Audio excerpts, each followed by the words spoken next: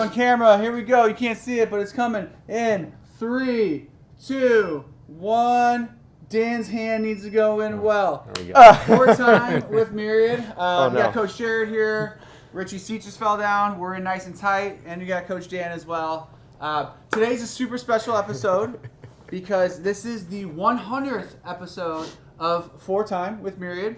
Something that no one thought we would do more than 10 episodes of. So that is a special moment for us. And with that, we're doing a special episode to talk a little bit about fitness for parents or fitness for dads specifically. We got a small little dads group here. Because you said this earlier that we don't necessarily know what moms are thinking, what going through their brains, but Not necessarily. But fitness for parents is something that we can all work towards.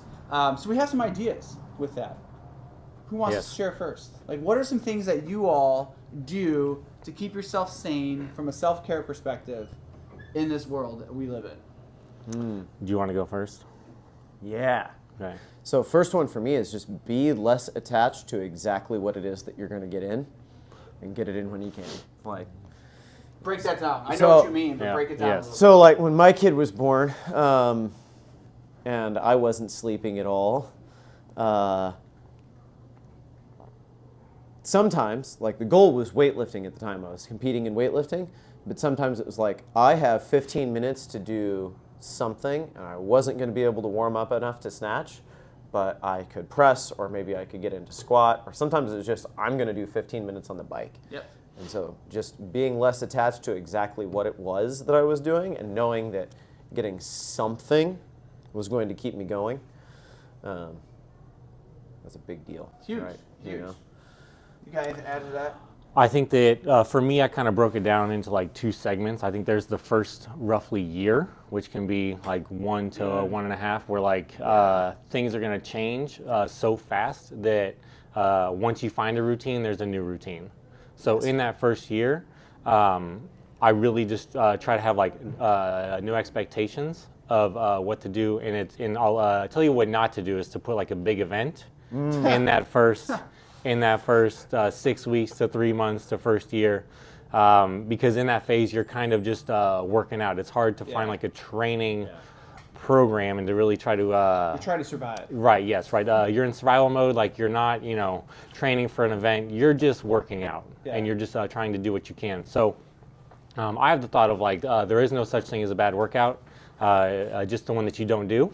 Correct. So if you can do 5 minutes, 15 minutes, that's better than 0, right? So this is where you're going to look at your steps. You're going to look at just kind of moving overall, and you're going to try to control what you can control, because you can't control your sleep, and you can't control your workout. As far as when it happens, how long it is, etc. You can maybe control nutrition a little bit, just kind of depending on what that. Right, what that looks like, right? So sometimes you can prep, or you can find ways to make small gains there. And then post sort of first year where you maybe have a little more routine, things don't change quite as often, then you can start to find a structure, but you still have to be diligent with your time. Yeah. So in that first year, it's a wild time. You just got to do what you can. And really, I look at it as we've all got to the level, if you've been in the gym long enough, you kind of get used to forging elite fitness, where you're oh man, I need to use a barbell, right? Or I need to do this workout, I need to do this sort of metcon, etc. And in the beginning, if you can do push-ups, sit-ups, squats, lunges, all that stuff, you're going to make some gains. You're not going to slide backwards, right? And I think that's the trap a lot of people get into, is they're okay, well, I can't do the thing that I'm used to doing, so I'm going to do nothing. Yeah. And you just got to kind of be humble, and you just got to do what you can. And 15 minutes of push-ups and squats, it's going to go way further than you think. Yeah. Mine's in between both of yours in the sense of it's my big aha milestone moment was a workout doesn't have to be an hour-long class. And I think that was, for me, was huge in the sense of it could be, I think you said this, but it could be a 4-minute Tabata, right? I got 4 minutes right now. I'm just gonna do Tabata push-ups really quick, and that might be my only workout today. But I'm gonna at least do something, get my heart rate going, create some sort of linear path of growth. Versus, to your point, not do anything. Right. So that's a huge piece to it. Yeah, I think that's where being familiar with lots of different bits of equipment so that if you come to class or you can get to the gym and you're like, I have half an hour, but everybody's at the rig, like, go squat with the kettlebell or a pair of kettlebells. You know, the day is, okay, I'm supposed to get stronger on the squat. That's kind of like what I had in my mind. But you don't have the time or the availability maybe to go like work up to a heavy triple. Then go grab a pair of kettlebells and do like 2 sets of 12 or 20, right? And toast your legs that way. It'll still, like he said, it'll keep you from sliding backward, and being flexible on the equipment can really, really help keep you going, right? So someone is a parent. They've had their kid for 2 to 3 years now, but they've kind of fallen off the wagon, right? Like they've kind of fallen off the habits. They've fallen off everything. What is some advice you would give somebody to, you know, get back into fitness, get back into nutrition, get back into Myriad, get back into some sort of space where they can work on their fitness? Any advice that you would share there? I'd say start with the conditioning. Okay. The first, you know, strength is sort of hard won and hard lost, right? Like it'll fall off a little bit less quickly, whereas I feel like the cardio is a little more easy come, easy go. And if you can just like get into the gym and get on a bike for 20 minutes twice a week, that'll go a long way toward you feeling better and moving a little better. And then when you do start lifting the heavy stuff, you'll feel less gassed, you know, between sets, between reps. Yeah. I'd say like start back with conditioning rather than like the heavy strength stuff. Even though like, yeah, you might want to lift weights. Like, I mean, I do, but. See, I'm the opposite. I'd rather do conditioning. Well, yeah, I'm just saying, I would start there. If you've fallen off, I would start with conditioning first. Yeah, I think you have to find a minimum, right? You have to say, okay, like I have to find a minimum dose of times I'm going to make it in the gym. So, you know, let's say that's like a twice a week, and you look at your schedule and you're like, okay, I can only make it to the gym 2 days per week, and that's going to be what it is. That's going to be fine in the beginning, because it's a lot harder, right? Once you're in routine, because then, you know, dads also try to make time for mom as well to make it to the gym, right? That's an important thing, right? So you're trying to figure out like the schedule, and you're trying to figure out who's going to go when and what's going to happen. So you have to find the times. Sometimes it's mornings, nighttime, etc. Weekend mornings, like sometimes I'll go to the gym 6 a.m. on a Sunday, right? And that's just going to be the best time to go. You know, because the rest of the day is going to be packed full of family stuff. So you have to find the times, you have to go do it. And you just have to know that, that's going to boost everything else, and it's not going to take away, because like there's a lot of demands. You know, by the time, you know, that child is, you know, 2 or 3, maybe you got another one on the way, or maybe they're in an activity, right? So night times get filled up. So trying to find the time is very challenging.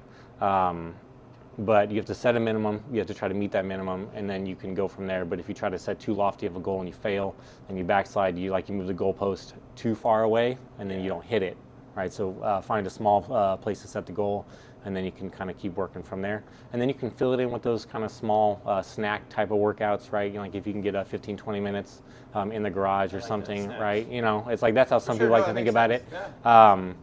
You know, but there's times where, like, you know, like if I can't make it to the gym on a certain day, I'll go out in the garage 15 minutes, I'll put my weight vest on, I'll do whatever I can, right? Even if it's super cold, and then just kind of be done with it from there, and just say, okay, that's gonna be the minimum for today. So you're gonna find those times, and just know that you're probably not gonna feel great, and that's okay, especially sleep schedules, etc. But you know, you got to find your minimums, you got to hit those, and then you can build off of that. I think, like, you know, like I think what a lot of dads do is they have like this sort of a Superman type feeling when they first have a kid, where they're like, oh man, I have this, you know, person in my life that I have to be like a new person for, right? So they try to go super hard in that first 60 to 90 days, right? They're like, I'm gonna take care of mom, and I'm gonna be a dad, and I'm gonna be so fit, right? And then they go and they, you know, get hurt, or like, you know, like this is not sustainable. So you have to try to navigate from there. You know, once they meet that. Are you smiling? Did you do that? Was that you? No, I didn't. I was just trying to hang on, but I would balance that, like, sort of understanding, like, don't get yourself hurt because you do have your family to take care of. Yes. With, don't be afraid to go hard on the days when you have a little bit more time and you can really warm up and you can really get into it. Or you're like, I don't know how, but I got an hour to work out today. Like, go hit it, man, because that might be the one day of good intensity that you get for the next 10 days or 2 weeks, you know, so. Yeah, and I think one thing I didn't mention is, like, you get the opportunity to probably take a lot of walks, just kind of depending on the season. Yes. All right, so you can push a stroller. That's opportunities to walk around. Throw a vest on. Right. Throw Yeah. a Right. backpack on. Put some weight in there. Yeah. Right. Like, Do something. multitask. You know. It's like you get a lot of steps in. Like if that baby needs walked, like if you need, like if they can't sleep, sometimes you put them on. You put them in the stroller. You go. Yeah. So there's kind of small things you can look to gain from there. The running baby stroller. We Yeah, have one of yeah. those. I forget what they're called, but like running with the kid in there is also a huge piece of that puzzle too. So. Yeah. We're past time. We are. Any other pieces of advice? Anything that you're like, I have to share this. I want people to know something that I learned through my process. If you make time for you and you keep yourself feeling better, even just a little bit, you will be a better dad for it. If you can, if it's the 10 minutes that you get when you're like, y'all are getting a shower, you're getting a bath, I'm going to go do, like that 10 minutes of push-ups and squats, and it helps you keep your head level and keep yourself regulated. Yeah. You will be better for your people if you do it. Yeah, I think there's a social media reel that pops up every so often where it's like, like you're going to do all these things for your child, right? You're going to save money for them. You're going to try to invest in their future. You're going to take care of them. It's like, but are you going to take care of you? Yeah. Right? Like, are you going to take care of the things that are going to keep you alive? You like to see them in that future. So that's a big thing. I think the last thing I would add in there is just like, we talked a lot about fitness and exercising and the high intensity, but like mobility, stretching, stability is also a big key to that. Like, you can stretch and mobilize anywhere, anytime, always, and that's going to make you better as well to when you get back into the gym. So I know I'm talking to myself right now. Don't worry. It's because I have a 30-day mobility goal of doing 15 minutes or more, and I've been doing it, but I'm still everywhere is bad. But yes, so that's a big piece of the puzzle too. Gentlemen, thank you very much. 100th episode of For Time. We're closing up, wrapping up. 100. 3, 2, 1, boom. Boom. Done. We did it.